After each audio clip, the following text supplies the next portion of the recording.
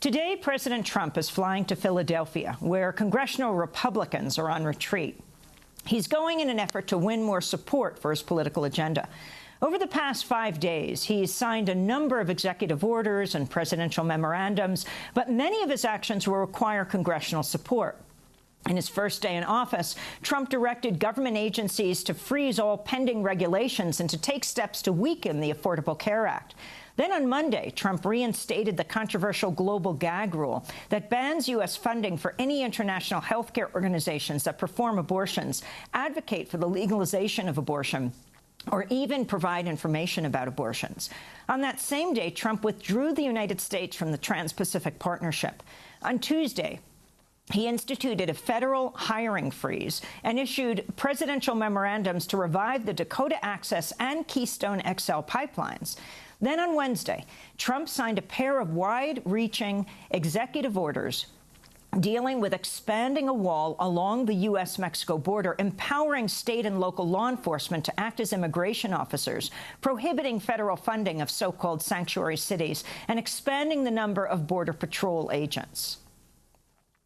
The Secretary of Homeland Security, working with myself and my staff, will begin immediate construction of a border wall. And more executive orders are on the way. According to leaked documents, Trump may open the door for the CIA to reopen secret overseas black site prisons. And another executive order is in the works that would temporarily ban most refugees from entering the country and reportedly block visas from being issued to anyone from Syria, Iraq, Iran, Libya, Somalia, Sudan, and Yemen. To talk more about President Trump's actions, we're joined by two guests. Vincent Warren is the executive director of the Center for Constitutional Rights, and Faiza Patel is co-director of the Liberty and National Security Program at the Brennan Center. Vince, let's begin with you. Before we get into the specifics of this slew of executive orders and presidential memoranda, can you talk about this, what has happened this week, and how binding are these moves that President Trump has made? Well, this week has really been extraordinary because we've seen that he's just rolled out a series of actions and orders. Let me talk a little bit about executive orders. Executive orders are can be done by the president, and they come from his Article 2 power, and so he or she is allowed to move forward these orders that have the force of federal law. So some of the things that we've seen have the effect of federal law. Executive actions can be much broader and actually come from a subset of the power, and they could be things like memoranda and things like that. They have varying degrees of power. As a general rule, they're all challengeable, particularly if the orders or the actions are unconstitutional, they violate international human rights, or they violate existing federal law. But those are actions that the president can take. And just as an example, things like interning the Japanese were presidential orders, things like that. So there's an opportunity here to not only see what he's putting forward, but a lot of us who are in the social justice field are looking for opportunities and ways to be able to challenge these executive orders and actions. But of course, as we're going to be talking about later, some of them have not come out yet. We have to see what these things say, what they actually mean, and then we have to think about ways to challenge them.